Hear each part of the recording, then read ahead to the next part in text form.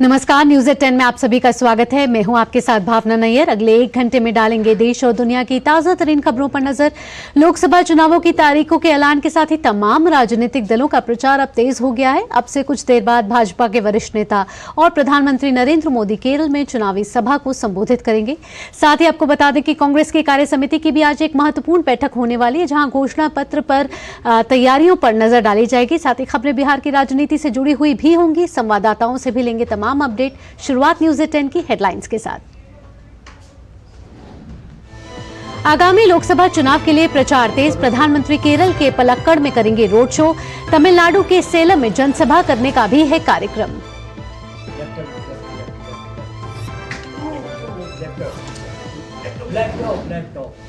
तमिलनाडु में बीजेपी और पीएमके के बीच हुआ चुनावी गठबंधन। समझौते के तहत पीएमके को मिली 10 लोकसभा सीटें।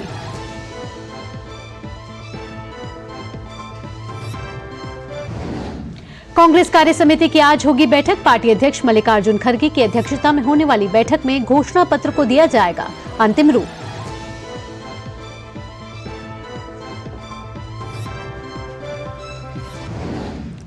सीएए नियमों को लागू करने पर रोक लगाने की मांग वाली याचिकाओं पर सुप्रीम कोर्ट में सुनवाई आज। 11 मार्च को केंद्र ने देश भर में सीएए किया था लागू।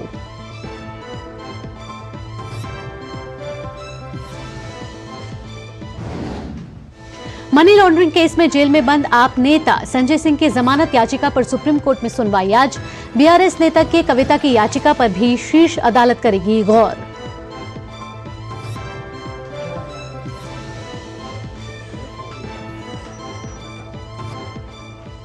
सुर्खियों के बाद अब खबरें विस्तार से, और सबसे पहले बात करते हैं 24 की चुनौती की।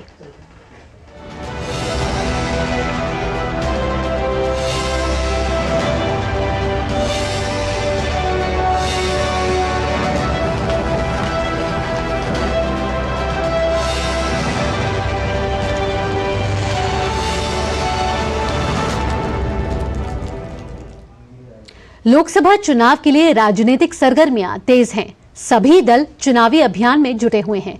इसी कड़ी में भाजपा के वरिष्ठ नेता और प्रधानमंत्री नरेंद्र मोदी अपने दक्षिण भारत अभियान के तहत आज तमिलनाडु के सेलम और केरल के पालक्कड़ में एक जनसभा और रोड शो को संबोधित करेंगे। बीजेपी के मिशन 400 पार के तहत प्रधानमंत्री की दक्षिण भारत में चुनावी जनसभा और रोड शो को काफी अहम माना जा रहा है। पिछले कुछ दिनों के अंदर तमिलनाडु, केरल, आंध्र प्रदेश, तेलंगाना और कर्नाटक में प्रधानमंत्री की जनसभा और रोड शो में जिस तरीके से जन सैलाब देखा गया है, उससे बीजेपी को उम्मीद है कि दक्षिण भारत में बीजेपी पिछले लोकसभा चुनाव से बेहतर प्रदर्शन कर सकती है।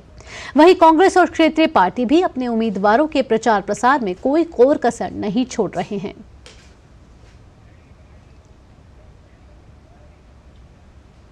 लोकसभा चुनाव से पहले बीजेपी दक्षिण भारत में अपनी पकड़ मजबूत बनाने की कोशिशों में लगी हुई है। इसी क्रम में तमिलनाडु में भाजपा और पटाली मक्कल काची के बीच गठबंधन हुआ है। इस गठबंधन में पीएमके को 10 सीटें मिली हैं। इस नए गठबंधन पर पीएमके के अध्यक्ष डॉक्टर अम्बुमणि रामदास ने कहा है कि तमिलनाडु में लोग बदलाव चाहते हैं। PMK, Patali Makkal Katchi, has been part of the NDA in Delhi. Today, Patali Makkal Katchi has decided to join the NDA in Tamil Nadu, and an agreement was signed by my leader, Dr. Ramdas, and the BJP State President, Mr. Annamalai. And we are happy that we have joined the NDA in Tamil Nadu for a change. PMK, we have been allotted 10 parliamentary constituencies in Tamil Nadu, and we are confident that we will have a great victory in the coming elections in Tamil Nadu as well as India. तो दक्षिण भारत में भाजपा अपने दायरे को बढ़ा रही है और तमिलनाडु में भाजपा और पीएमके के बीच अब गठबंधन हो चुका है। बात करें, नई दिल्ली में भाजपा कोर ग्रुप की बैठक हुई है, जिसमें केंद्रीय गृह मंत्री अमित शाह और भाजपा के राष्ट्रीय अध्यक्ष जेपी नड्डा भी मौजूद रहे। बैठक में लोकसभा चुनाव के लिए बाकी बची सीटों पर उम्मीदवारों के नामों को लेकर चर्चा की गई। पार्टी अपनी पहली 2 केंद्रीय चुनाव समिति की बैठक में तकरीबन 260 उम्मीदवारों के नामों की घोषणा कर चुकी है। तो ऐसे में बाकी बची हुई सीटों पर कोर ग्रुप के आला कमान के साथ मंथन हुआ है। उम्मीद जताई जा रही है कि अगली सीईसी की मीटिंग में बीजेपी अपने लगभग सभी नामों को तय कर देगी। लोकसभा चुनाव के शंखनाद के साथ ही अलग अलग दलों के नेता चुनाव प्रचार प्रसार में जुट गए हैं। भारतीय जनता पार्टी के राष्ट्रीय अध्यक्ष जेपी नड्डा आज हरियाणा के करनाल का दौरा करेंगे। नड्डा करनाल में भाजपा के अभिनंदन समारोह को संबोधित करेंगे। न्यूज़ 10 में वक्त हो चला एक छोटे से ब्रेक का। ब्रेक के बाद भी खबरों का सिलसिला जारी रहेगा। साल बरस और सदी नहीं, एक युग गुजर जाएगा। उम्र न पूछो वंडर की, जब फर्क नजर आएगा। वंडर सीमेंट, फर्क नजर आएगा। मौसम को अपने पैशन के बीच जो नहीं आने देते, मैं उनका फैन हूं। मेरी तरह एसबीआई भी आपका फैन है, इसलिए एसबीआई आपके लिए थोड़ी एक्स्ट्रा मेहनत करता है। तो excellent customer service, assistance to MSMEs और टेक्नोलॉजी ड्रिवन बैंकिंग सॉल्यूशंस। घर छोड़ दूं, एसबीआई बदल रहा है क्योंकि हम एक बदलते देश के फैन हैं। एसबीआई, देश का फैन। तुम्हें पता है इन्वेस्टर्स के लिए एक इन्वेस्टर प्रोटेक्शन फंड होता है, आईपीएफ। लेकिन अगर तुम्हारा ट्रेड एक्सचेंज पर एग्जीक्यूट नहीं हुआ या फिर कोई गारंटीड रिटर्न्स वाली स्कीम है, तो ये आईपीएफ आपकी मदद नहीं कर सकता है। और अगर आपका ब्रोकर ही डिफॉल्टर बन जाए तो फिर आईपीएफ आपको कॉम्पेंसेशन दिला सकता है। कहां से सीखा? एनएसई की साइट पर। सोच कर, समझ कर, इन्वेस्ट कर। ब्रेक के बाद न्यूज़ 10 में आपका स्वागत है। बढ़ते हैं अगली खबर की ओर। वीरता और शौर्य का प्रतीक केंद्रीय रिजर्व पुलिस बल आज अपना 85वां दिवस मना रहा है। सन 1950 में आज ही के दिन सरदार पटेल ने सीआरपीएफ को प्रेसिडेंट कलर्स प्रदान किया था। सीआरपीएफ देश का इकलौता ऐसा अर्धसैनिक बल है जिसकी स्थापना आजादी से पहले हो गई थी। देश की आंतरिक सुरक्षा के साथ सीआरपीएफ ने सीमा पर सेना के साथ कंधे से कंधा मिलाकर कई अहम युद्धों में अपना योगदान दिया है। चाहे बात पाकिस्तानी घुसपैठियों की हो या फिर चीन के हमलों को नाकाम करने की, हर बार सीआरपीएफ ने अपनी वीरता और शौर्य से दुश्मनों को हार का स्वाद चखाया है।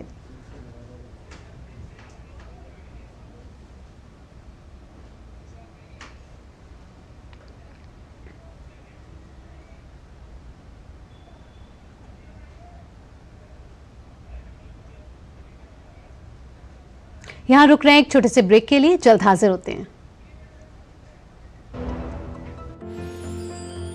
साल बरस और सदी नहीं, एक युग गुजर जाएगा।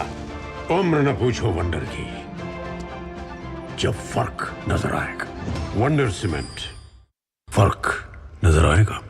टेक स्टार्टअप सॉलिड था, प्लान था कड़क, करना था समथिंग ग्रेट, पर शुरू से प्रॉब्लम्स ने घेरा यूं कि बिजनेस हुआ अपना लम्बेट। बिजनेस गुरु की जरूरत थी खास, सीधे गए एसबीआई स्टार्टअप ब्रांच पे तो खुल गया success. Startup advisory and support SBI startup branch पे।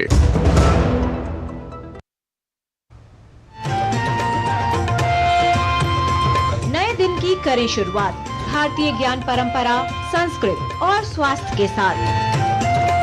स्वास्थ्य में उपयोगी आयुष पद्धतियों का विज्ञान, संस्कृति, कला, योग का अद्भुत ज्ञान। देखिए विशेष कार्यक्रम सुप्रभातम सोमवार से शुक्रवार सुबह 7 बजे सिर्फ डीडी न्यूज पर।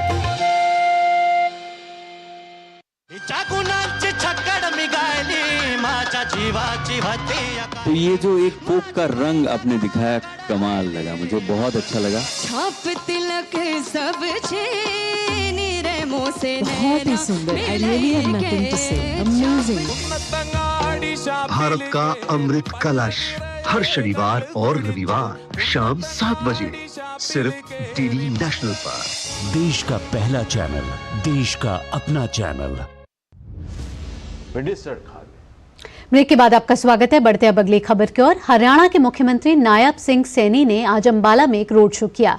इस रोड शो के साथ ही अपनी पार्टी के लिए उन्होंने चुनाव प्रचार की शुरुआत भी की। तो हरियाणा के मुख्यमंत्री नायब सिंह सैनी ने रोड शो किया और इसी के साथ लोकसभा चुनावों के प्रचार प्रसार को भी तेज कर दिया है। वो यहां पहुंचे और लोगों के बीच उन्होंने सभी मुद्दों को सामने रखा और लोकसभा चुनावों की तैयारियों में वे जुट गए। साथ ही आज कांग्रेस कार्य समिति की अहम बैठक होगी। इसमें लोकसभा चुनाव के लिए पार्टी के घोषणा पत्र को अंतिम रूप दिया जाएगा। कार्य समिति की बैठक के बाद पार्टी अध्यक्ष मल्लिकार्जुन खड़गे की अध्यक्षता में कांग्रेस की केंद्रीय चुनाव समिति की भी बैठक होने वाली है, जिसमें 19 अप्रैल से शुरू होने वाले 7 चरण के लोकसभा चुनाव के लिए पार्टी के शेष उम्मीदवारों के नामों को अंतिम रूप दिया जाएगा। कांग्रेस ने अब तक 2 अलग अलग सूचियों में कुल 82 उम्मीदवारों की घोषणा की है।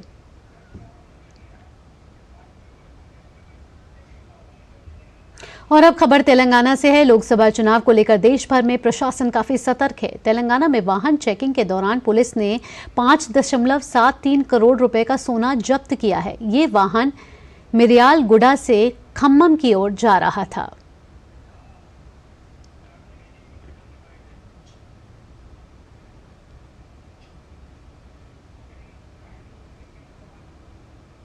उत्तराखंड के डीजीपी अभिनव कुमार ने उत्तराखंड में आगामी लोकसभा चुनाव को लेकर चल रही तैयारियों के बारे में बताया कि सभी पुलिस अधिकारियों को आचार संहिता को सख्ती से लागू करने के दिशा निर्देश दिए गए हैं। आचार संहिता का उल्लंघन करने वालों के खिलाफ कार्रवाई की जाएगी। हमारे यहाँ जो उत्तराखंड में 5 सीटों पे, लोकसभा की सीटों पे चुनाव होने हैं। 19 अप्रैल प्रथम चरण में, एक ही चरण में हमारे यहाँ मतदान की तिथि निर्धारित की गई और पूरे देश के साथ 4 जून को काउंटिंग होगी और इसमें अब प्रक्रिया शुरू हो गई है। 30 मार्च जो है नामांकन वापस करने की तिथि है और उसके बाद से फिर 17 दिन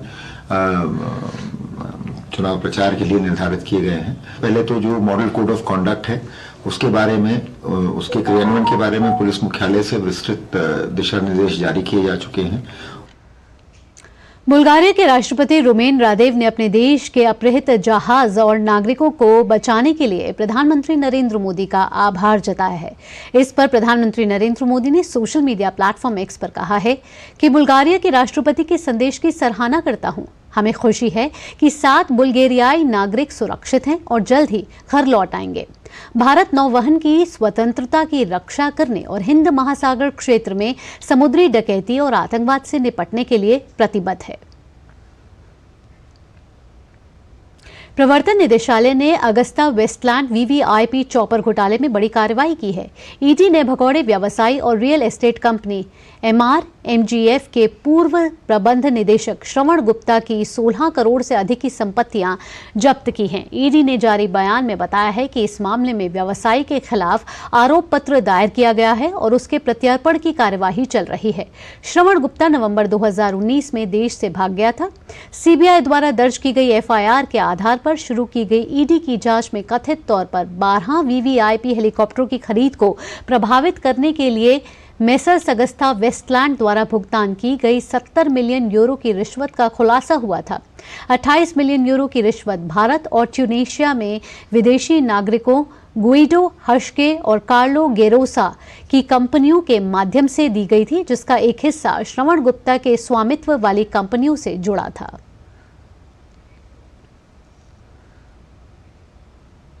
बुलेटिन में आगे बढ़ते हैं। सुप्रीम कोर्ट में आज नागरिकता संशोधन कानून पर रोक लगाने की मांग वाली याचिकाओं पर सुनवाई होगी। Indian union of Muslim league ने नियमों के कार्यान्वयन पर रोक लगाने की मांग करते हुए सुप्रीम कोर्ट का दरवाजा खटखटाया है। इसमें मांग की गई है कि इस कानून पर रोक लगाने की जरूरत है और इसके जरिए मुस्लिम समुदाय के व्यक्तियों के खिलाफ कोई कठोर कदम नहीं उठाया जाए। केंद्रीय गृह मंत्रालय ने 11 मार्च को CAA के नियमों के कार्यान्वयन को अधिसूचित किया था। यह कानून अफगानिस्तान, बांग्लादेश और पाकिस्तान से 31 दिसंबर 2014 से पहले भारत आए हिंदू, सिख, जैन, बौद्ध, ईसाई और पारसी शरणार्थियों के लिए इन देशों के वैध पासपोर्ट या भारतीय वीजा के बिना भारतीय नागरिकता प्राप्त करने का मार्ग प्रशस्त करता है। और अब खबर दिल्ली के मनी लॉन्ड्रिंग केस से जुड़ी हुई, जहां जेल में बंद आम आदमी पार्टी के नेता संजय सिंह की जमानत याचिका पर आज सुप्रीम कोर्ट सुनवाई करेगा। संजय सिंह ने दिल्ली हाईकोर्ट के आदेश की चुनौती दी है। हाईकोर्ट ने दिल्ली शराब नीति और मनी लॉन्ड्रिंग मामले में संजय सिंह को जमानत देने से इनकार किया था। इससे पहले सुप्रीम कोर्ट ने 26 फरवरी को जांच एजेंसी को नोटिस जारी कर याचिका पर जवाब देने को कहा था। वहीं भारत राष्ट्र समिति की नेता के कविता ने दिल्ली आबकारी नीति घोटाले मामले में प्रवर्तन निदेशालय द्वारा अपनी गिरफ्तारी को चुनौती देने वाली याचिका पर सुप्रीम कोर्ट आज सुनवाई करेगा। दिल्ली की एक अदालत ने 16 मार्च को के कविता को 1 हफ्ते के लिए ईडी की हिरासत में भेज दिया था, क्योंकि केंद्रीय एजेंसी ने उन्हें गिरफ्तार किया था। संविधान के अनुच्छेद 32 के तहत रिट याचिका के रूप में दायर याचिका में धन शोधन रोकथाम अधिनियम के तहत उनकी गिरफ्तारी को चुनौती दी गई है। ईडी ने दावा किया है कि के कविता शराब व्यापारियों के एक साउथ ग्रुप लॉबी से जुड़ी हुई थी, जो साल 2021-2022 के लिए अब रद्द की गई दिल्ली आबकारी नीति के तहत एक बड़ी भूमिका निभाने की कोशिश कर रही थी। उधर दिल्ली शराब घोटाले मामले में प्रवर्तन निदेशालय ने अपनी जांच में बड़ा दावा किया है। ईडी ने कहा है कि बीआरएस नेता के कविता ने लाभ पाने के लिए दिल्ली के मुख्यमंत्री अरविंद केजरीवाल और मनीष सिसोदिया सहित आम आदमी पार्टी के शीर्ष नेताओं के साथ साजिश रची है। जांच एजेंसी ने कहा है कि लाभ के बदले में के कविता ने आप नेताओं को 100 करोड़ रुपए का भुगतान किया। ईडी ने आरोप लगाया है कि थोक विक्रेताओं से रिश्वत के रूप में अवैध पैसा लिया गया और आपको फायदा पहुंचाया गया। के कविता को ईडी ने शनिवार 16 मार्च को हैदराबाद में उनके घर पर तलाशी के बाद गिरफ्तार किया था। अगले दिन उन्हें विशेष पीएमएलए कोर्ट में पेश किया गया, जहां से 23 मार्च तक ईडी की हिरासत में भेज दिया गया। न्यूज़ 10 में वक्त है छोटे से ब्रेक का, जल्द हाजिर होते हैं।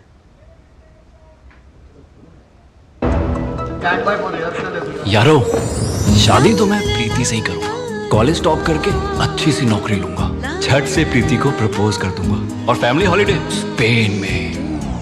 वाह यार, मैं तेरी प्लानिंग का बड़ा फैन। तू आज ही एसबीआई में अपना सेविंग्स अकाउंट ओपन कर ले और अपने स्पेन हॉलिडे की सेविंग शुरू कर दे। एसबीआई सेविंग्स अकाउंट के साथ पाइए सेफ, सिक्योर, कन्वीनियंट बैंकिंग और ग्रेट कस्टमर सर्विस। एसबीआई, देश का फैन। ब्रेक के बाद आपका स्वागत है। बुलेटिन को आगे बढ़ाते हैं। भारतीय ओलंपिक संघ ने बड़ा निर्णय लेते हुए भारतीय कुश्ती महासंघ का दैनिक कार्य संभाल रही तदर्थ समिति को भंग करने का फैसला किया है।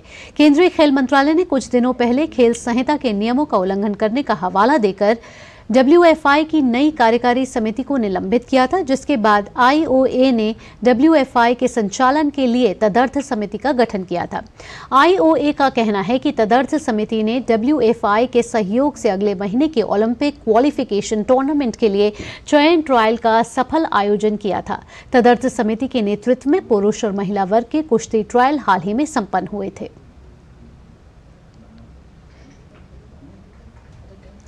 BMC एडवाइजर्स नॉर्दर्न इंडिया पोलो चैंपियनशिप का खिताब राजस्थान पोलो क्लब के नाम रहा है। दिल्ली के जयपुर पोलो ग्राउंड में आयोजित इस प्रतियोगिता में राजस्थान पोलो क्लब ने जिंदल पैंथर्स डेल्टा पोलो को 8-7 से हराकर ट्रॉफी पर अपना कब्जा जमाया।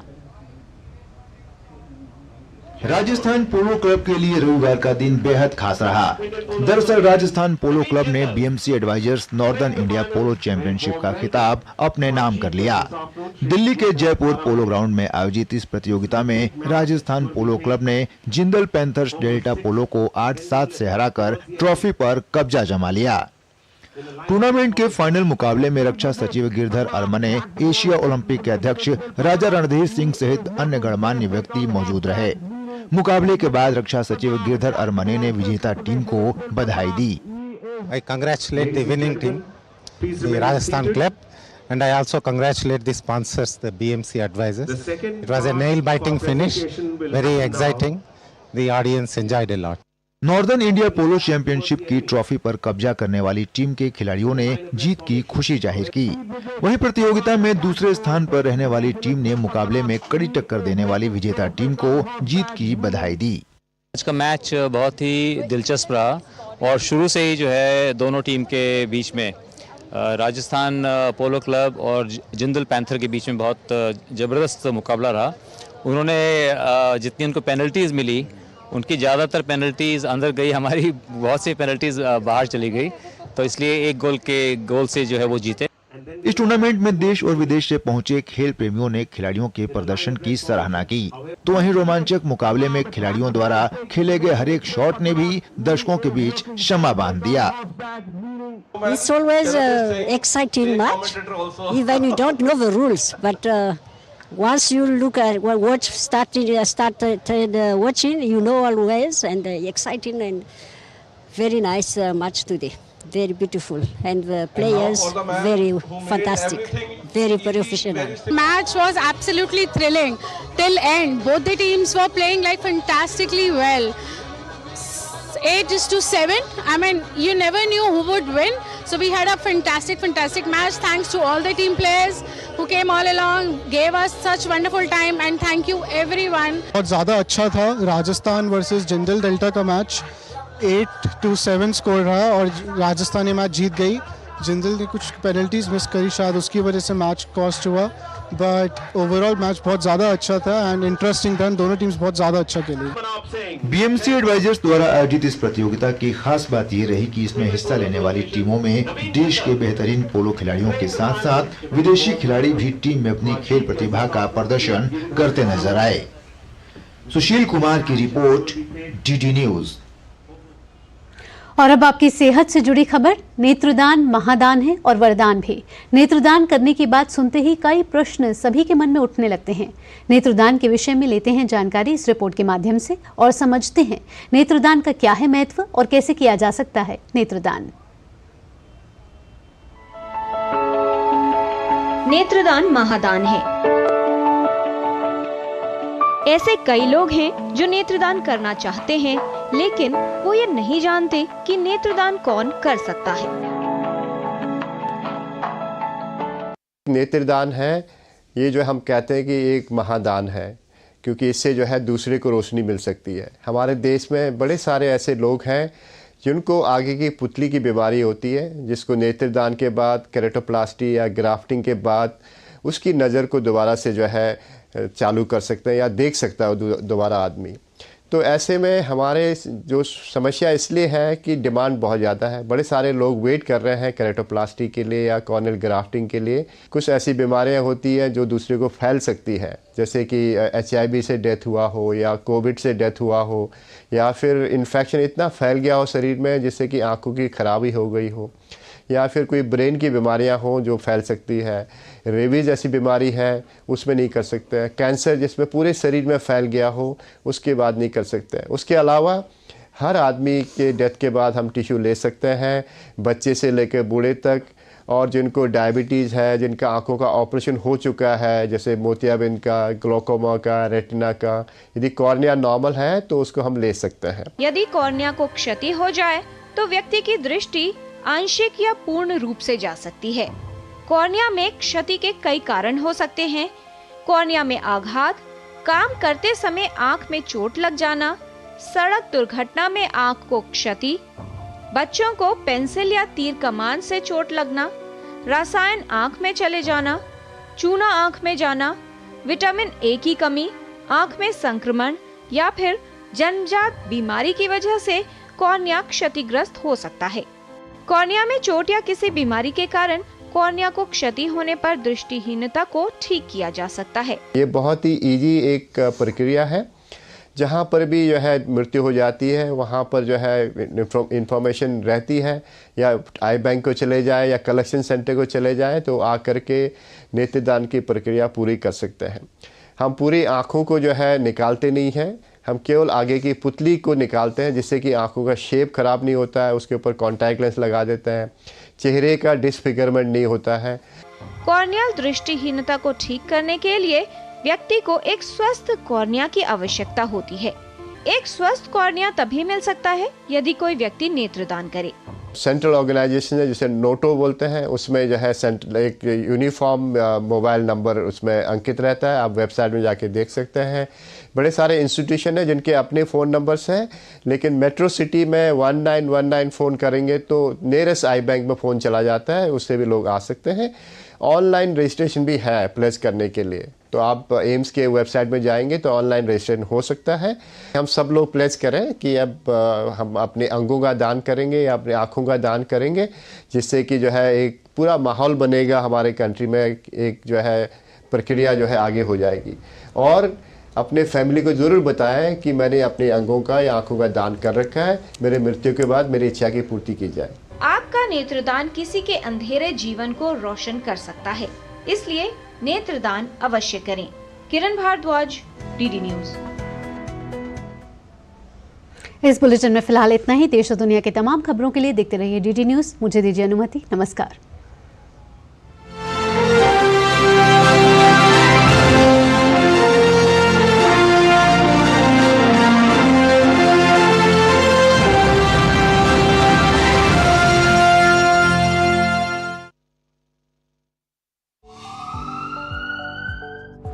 स्वास्थ्य से जुड़ी महत्वपूर्ण बात, देश के प्रख्यात विशेषज्ञों के साथ व्यस्त जीवन में रखें अपने स्वास्थ्य का ध्यान।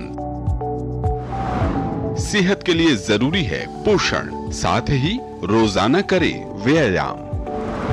कैसे हो रोग के लक्षणों की पहचान, बीमारियों की कैसे करें रोकथाम। यदि आप हैं किसी रोग से परेशान, फोन और ईमेल के माध्यम से पूछें अपना सवाल, विशेषज्ञों से मिलेगा सही समाधान।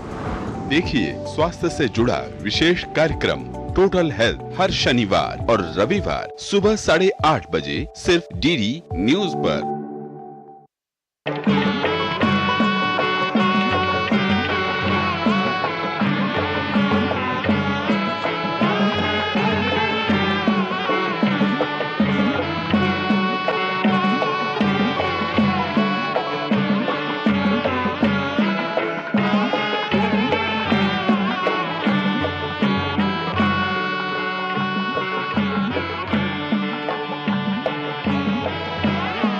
देखिए अयोध्या में श्री रामलला मंदिर से नित्य आरती का सजीव प्रातः 6:30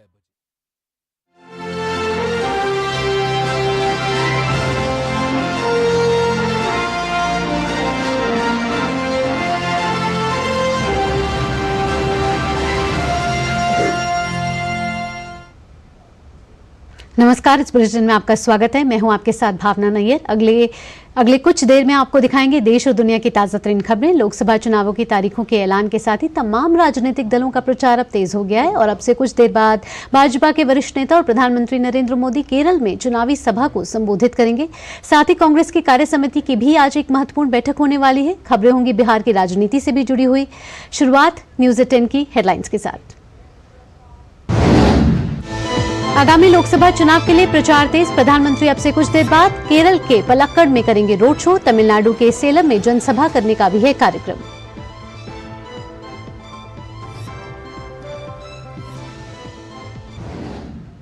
तमिलनाडु में बीजेपी और पीएमके के बीच हुआ चुनावी गठबंधन। समझौते के तहत पीएमके को मिली 10 लोकसभा सीटें।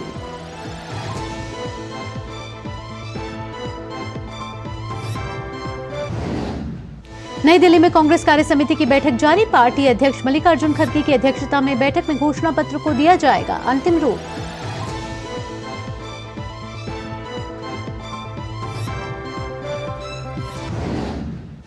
सीएए नियमों को लागू करने पर रोक लगाने की मांग वाली याचिकाओं पर सुप्रीम कोर्ट में सुनवाई आज। 11 मार्च को केंद्र ने देश भर में सीएए किया था लागू।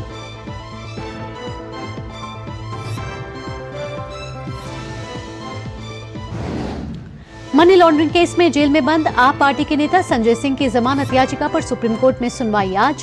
बीआरएस नेता के कविता की याचिका पर भी शीर्ष अदालत करेगी गौर।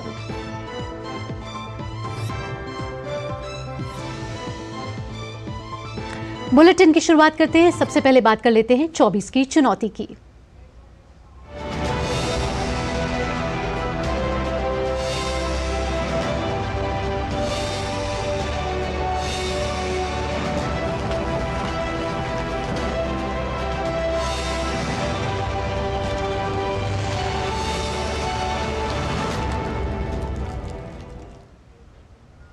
लोकसभा चुनाव के लिए राजनीतिक सरगर्मियां तेज हो गई हैं। सभी दल चुनावी अभियान में जुटे हुए हैं।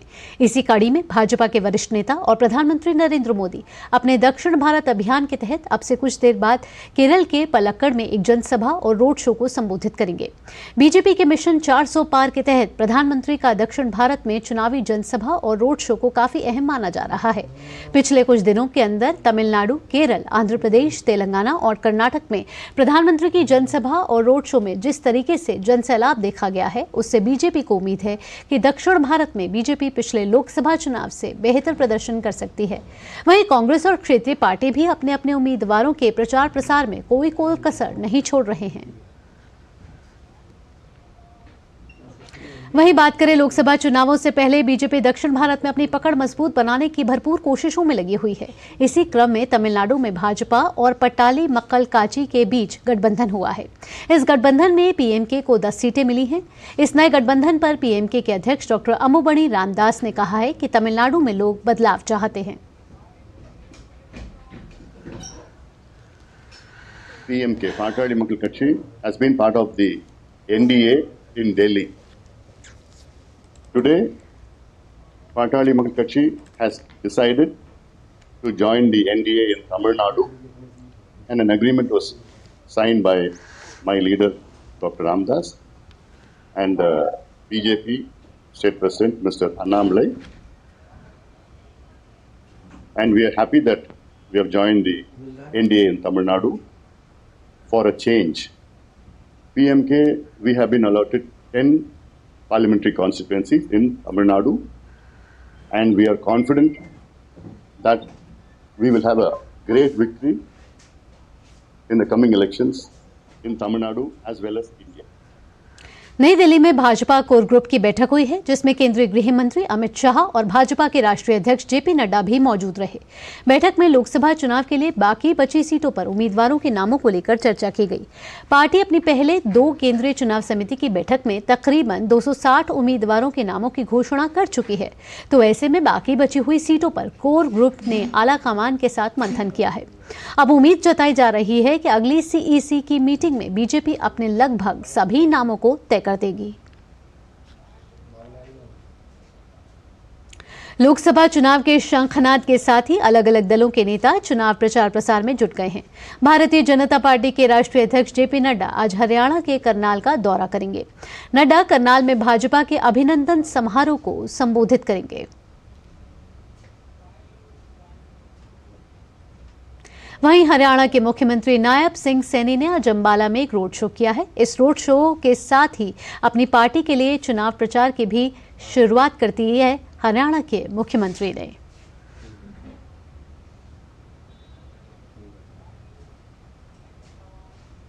और नई दिल्ली में इस समय कांग्रेस कार्य समिति की बैठक चल रही है। इस बैठक को महत्वपूर्ण माना जा रहा है। इसमें लोकसभा चुनाव के लिए पार्टी के घोषणा पत्र को अंतिम रूप दिया जाएगा। कार्य समिति की बैठक के बाद पार्टी अध्यक्ष मल्लिकार्जुन खड़गे की अध्यक्षता में कांग्रेस की केंद्रीय चुनाव समिति की भी बैठक होने वाली है, जिसमें 19 अप्रैल से शुरू होने वाले 7 चरण के लोकसभा चुनाव के लिए पार्टी के शेष उम्मीदवारों के नामों को अंतिम रूप दिया जाएगा।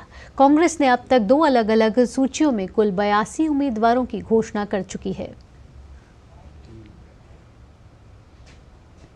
लोकसभा चुनाव को लेकर देश भर में प्रशासन काफी सतर्क है। तेलंगाना में वाहन चेकिंग के दौरान पुलिस ने 5.73 करोड़ रुपए का सोना जब्त किया है। ये वाहन मिरियालगुड़ा से खम्मम की ओर जा रहा था।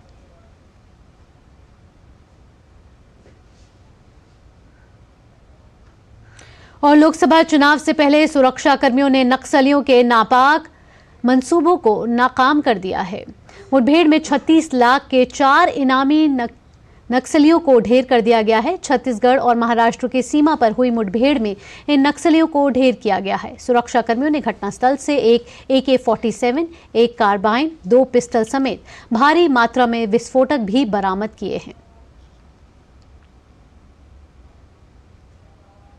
यहां रुक रहे एक छोटे से ब्रेक के लिए। ब्रेक के बाद भी खबरों का सिलसिला जारी रहेगा। स्टार्टअप सॉलिड था, प्लान था कड़क, करना था समथिंग ग्रेट, पर शुरू से प्रॉब्लम्स ने घेरा यूं कि बिजनेस हुआ अपना लमलेट। बिजनेस गुरु की जरूरत थी खास, सीधे गए SBI स्टार्टअप ब्रांच पे तो खुल गया success. Startup advisory and support SBI startup branch पे। ब्रेक के बाद आपका स्वागत है। आप देख रहे हैं न्यूज एट 10 और बुलेटिन को आगे बढ़ाते हैं। प्रवर्तन निदेशालय ने अगस्ता वेस्टलैंड VVI पे चॉपर घोटाले में बड़ी कार्रवाई की है। ईडी ने भगौड़े व्यवसायी और रियल एस्टेट कंपनी MRMGF के पूर्व प्रबंध निदेशक श्रवण गुप्ता की 16 करोड़ से अधिक की संपत्तियां जब्त की हैं। ईडी ने जारी बयान में बताया है कि इस मामले में व्यवसायी के खिलाफ आरोप पत्र दायर किया गया है और उसके प्रत्यर्पण की कार्यवाही चल रही है। श्रवण गुप्ता नवंबर 2019 में देश से भाग गया था। CBI द्वारा दर्ज की गई FIR के आधार पर शुरू की गई ईडी की जांच में कथित तौर पर 12 VVIP हेलीकॉप्टरों की खरीद को प्रभावित करने के लिए मेसर्स अगस्ता वेस्टलैंड द्वारा भुगतान की गई 70 मिलियन यूरो की रिश्वत का खुलासा हुआ था। 28 मिलियन यूरो की रिश्वत भारत और ट्यूनीशिया के बीच विदेशी नागरिकों गुइडू हश्के और कार्लो गेरोसा की कंपनियों के माध्यम से दी गई थी, जिसका एक हिस्सा श्रवण गुप्ता के स्वामित्व वाली कंपनियों से जुड़ा था। सुप्रीम कोर्ट में आज नागरिकता संशोधन कानून पर रोक लगाने की मांग वाली याचिकाओं पर सुनवाई होगी। Indian union of Muslim league ने नियमों के कार्यान्वयन पर रोक लगाने की मांग करते हुए सुप्रीम कोर्ट का दरवाजा खटखटाया था। इसमें मांग की गई है कि इस कानून पर रोक लगाने की जरूरत है और इसके जरिए मुस्लिम समुदाय के व्यक्तियों के खिलाफ कोई कठोर कदम नहीं उठाया जाए। केंद्रीय गृह मंत्रालय ने 11 मार्च को CAA के नियमों के कार्यान्वयन को अधिसूचित किया था। आपको बता दें कि यह कानून अफगानिस्तान, बांग्लादेश और पाकिस्तान से 31 दिसंबर 2014 से पहले भारत आए हिंदू, सिख, जैन, बौद्ध, ईसाई और पारसी शरणार्थियों के लिए इन देशों के वैध पासपोर्ट या भारतीय वीजा के बिना भारतीय नागरिकता प्राप्त करने का मार्ग प्रशस्त करता है। और अब खबर दिल्ली के मनी लॉन्ड्रिंग केस से जुड़ी हुई, जहां जेल में बंद आम आदमी पार्टी के नेता संजय सिंह की जमानत याचिका पर आज सुप्रीम कोर्ट सुनवाई करेगा।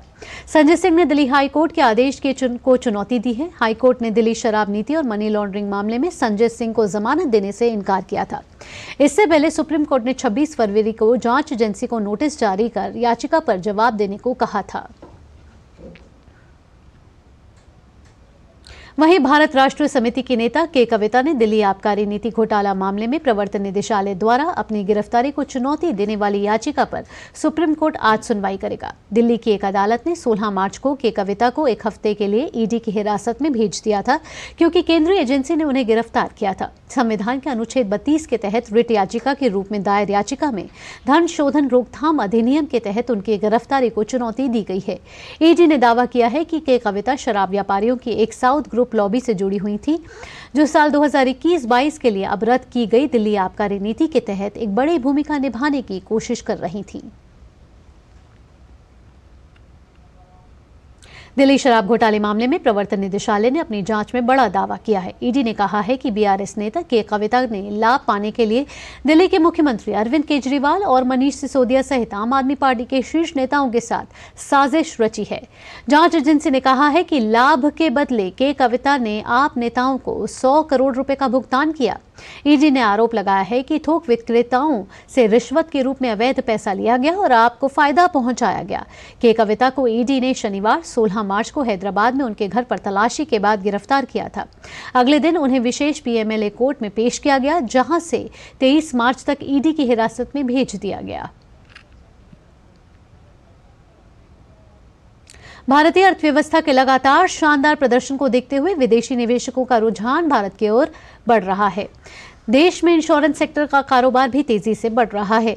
विदेशी निवेशक भी इसमें अच्छी खासी दिलचस्पी दिखा रहे हैं। Financial services secretary Vivek Joshi के मुताबिक पिछले 9 साल के दौरान इंश्योरेंस सेक्टर में करीब 54,000 करोड़ रुपए का FDI आया है।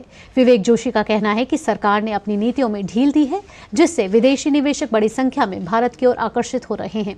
पहले बीमा सेक्टर में FDI लिमिट सिर्फ 36% थी, लेकिन 2015 में केंद्र सरकार ने इसे बढ़ाकर पहले 49% और फिर 2021 में 74% कर दिया। इंश्योरेंस इंटरमीडियरीज के लिए FDI लिमिट को साल 2019 में बढ़ाकर 100% तक कर दिया गया।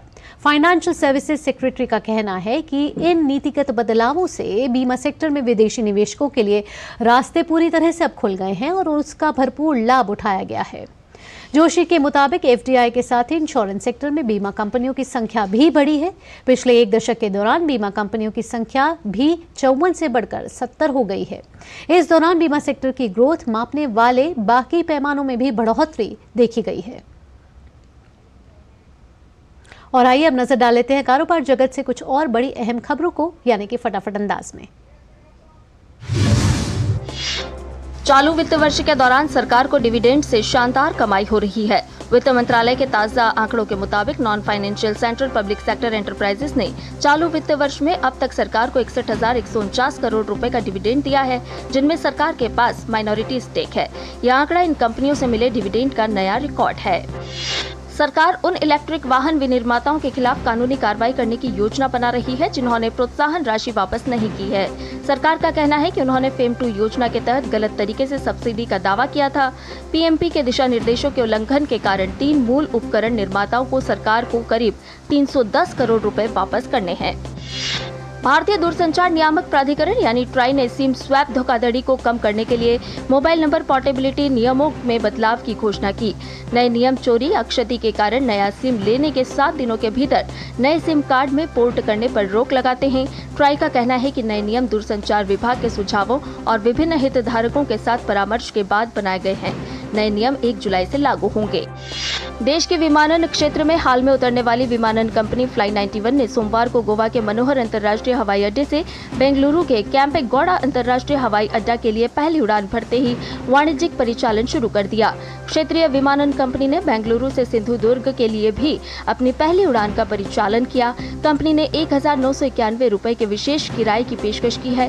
कंपनी के प्रवक्ता ने कहा कि शुरुआती ऑफर फ्लाई 91 के सभी उड़ान क्षेत्रों पर लागू होगा। टाटा सन्स ने टाटा कंसल्टेंसी सर्विसेज में 0.65% हिस्सेदारी खुले बाजार में बेचने की योजना बनाई है। समझौते के मुताबिक टाटा सन्स 4,001 रुपए के भाव पर 2.34 करोड़ रुपए के शेयर बेचेगी। आधार कीमत टीसीएस के पिछले बंद भाव के मुकाबले 3.7% कम है और इसी के हिसाब से टाटा सन्स 9,362 करोड़ रुपए जुटाने में सक्षम होगी। इस महीने घरेलू बाजार में यह दूसरा प्रमुख ब्लॉक डील होगा।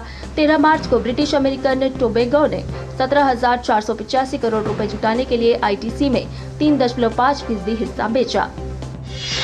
टाटा स्टील का कहना है कि उसने ब्रिटेन में पोर्ट टालबोट संयंत्र में कोक ओवन का परिचालन बंद करने का फैसला किया है। टाटा स्टील ने एक नियामकीय सूचना में कहा, कोक ओवन बंद होने के प्रभाव को कम करने के लिए वह कोक के आयात में वृद्धि करेगी। और बुलेटिन में आगे बढ़ते हैं। भारतीय ओलंपिक संघ ने बड़ा निर्णय लेते हुए भारतीय कुश्ती महासंघ का दैनिक कार्य संभाल रही तदर्थ समिति को भंग करने का फैसला किया है। केंद्रीय खेल मंत्रालय ने कुछ दिनों पहले खेल संहिता के नियमों का उल्लंघन करने का हवाला देकर WFI की नई कार्यकारी समिति को निलंबित किया था, जिसके बाद IOA ने WFI के संचालन के लिए तदर्थ समिति का गठन किया था। देश के पहलवानों और भारतीय कुश्ती से जुड़े तमाम लोगों के लिए भारतीय ओलंपिक संघ का हाल ही में लिया गया फैसला एक बड़े फैसले के तौर पर सामने आया। दरअसल भारतीय ओलंपिक संघ ने भारतीय कुश्ती महासंघ का दैनिक कार्य संभाल रही तदर्थ समिति को भंग करने का फैसला किया। IOA का कहना है कि चूंकि कुश्ती की अंतर्राष्ट्रीय संस्था पहले ही भारतीय कुश्ती संघ। और अब आपको सीधे लिए चलते हैं केरल के पलक्कड़, जहां प्रधानमंत्री नरेंद्र मोदी रोड शो में शामिल हो रहे हैं। प्रधानमंत्री नरेंद्र मोदी केरल के पलक्कड़ में रोड शो कर रहे हैं और आप तस्वीरों के जरिए देख रहे हैं कि दोनों तरफ लोग उनका स्वागत कर रहे हैं और प्रधानमंत्री नरेंद्र मोदी उनका अभिनंदन भी स्वीकार कर रहे हैं।